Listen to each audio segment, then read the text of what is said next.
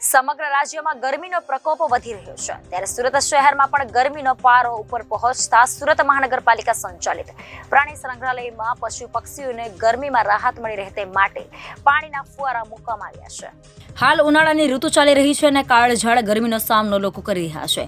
ધમધોકતા તાપમાં બહાર નીકળવું મુશ્કેલ છે ત્યારે આવા સમયમાં અબોલ પશુ પક્ષીઓ કેવી રીતે સમય પસાર કરતા હશે। જો કે સુરત મહાનગરપાલિકા સંચાલિત સરથાણા ખાતે આવેલા પ્રાણી સંગ્રહાલયમાં પ્રાણીઓ માટે વિશેષ વ્યવસ્થા ઊભી કરવામાં આવી છે। ગરમીની ઋતુમાં પ્રાણીઓ પણ હેરાન પરેશાન થઈ જતા હોય છે જેને લઈને ડિહાઇડ્રેશનનો શિકાર બને છે ત્યારે ઝૂ સંચાલક દ્વારા દર વર્ષે પ્રાણીઓ માટે ખાસ વ્યવસ્થા કરવામાં આવે છે ત્યારે આ વર્ષે પણ વ્યવસ્થા કરવામાં આવી છે। પ્રાણીઓ અને પક્ષીઓ માટે ખાસ ફુવારા મૂકવામાં આવ્યા છે જેનાથી પ્રાણીઓ ઠંડક મેળવી શકે અને પક્ષીઓના પાંજરામાં પણ ફુવારા મૂકવામાં આવ્યા છે। સાથે વાઘ જેવા હિંસક પ્રાણીઓને રોજિંદા નવડાવવામાં આવે છે જેનાથી કાળઝાળ ગરમીથી રાહત મેળવી શકે। જો કે બહાર ન ભાગે કુંડ બનાવવામાં આવ્યું છે જેમાં પણ વાઘ દીપડા સિંહ સહિતના અન્ય પ્રાણીઓ કુંડમાં બેસીને પોતે ઠંડક અનુભવે છે।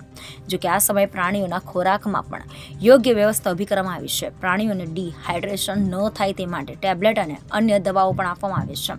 સાથે સાથે પાણીમાં પણ વિવિધ દવા આપી ઠંડક મળી શકે તે પ્રકારનું આયોજન કરવામાં આવ્યું છે જેથી પ્રાણીઓને કોઈ પણ પ્રકારની ગરમીમાં મુશ્કેલી ન પડે।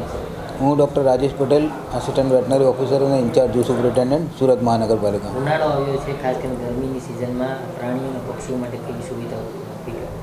હમણાં 2-3 દિવસથી જે થોડુંક તાપમાન વધેલું છે એના કારણે આપણે આગોતરી વ્યવસ્થાના ભાગરૂપે દર વખતે ઝૂમાં વ્યવસ્થા કરતા હોય છે કે જે એક્સ્ટ્રીમ હીટના લીધે કોઈ પ્રાણીઓ પક્ષીઓને તકલીફ નહીં પડે।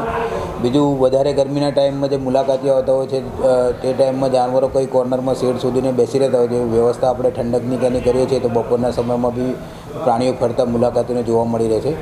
આ માટે મેઇન જે વાઘ, સિંહ, દીપડા અને રીંછના જે પાંદડા છે એમાં પરમેનન્ટ આપણે ફુવારાની વ્યવસ્થા કરેલી છે જેમ ખાલી મોટરને ટાંકીને કનેક્શન સાથે કરી બપોરે 12 થી 5 ચાલુ કરવામાં આવે છે। એ સિવાય જે પક્ષીના કેસ છે એમાં પણ ફોગરની વ્યવસ્થા કરેલી છે। ખાસ કરીને આહારની વાત કરીએ તો ઉનાળામાં કઈ અલગ?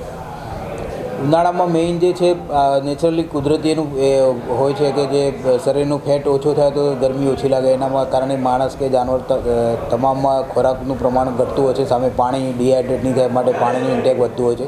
એ જ પ્રમાણે આ જાનવરોમાં બી અત્યારે તો એટલું વાતાવરણની ગરમીની અસર છે નહીં પણ હમણાં જેમ જેમ ગરમી વધશે તેમ તેમ એ લોકોનો ખોરાક જે રૂટીન છે એના કરતાં થોડોક ઓછો થશે। એની સામે પાણીનું ઇન્ટેક વધે છે એટલા માટે આપણે એનું બોડી રિહાઇડ્રેટ થાય માટે પાણીમાં બી ઇલેક્ટ્રોલાઇટ પાવડર આપતા હોય છે અને જે જાનવર ખોરાક મળે એને ખોરાકમાં આપતા હોય છે। Reporter Arvind Rathod, Janadesh news, Surat.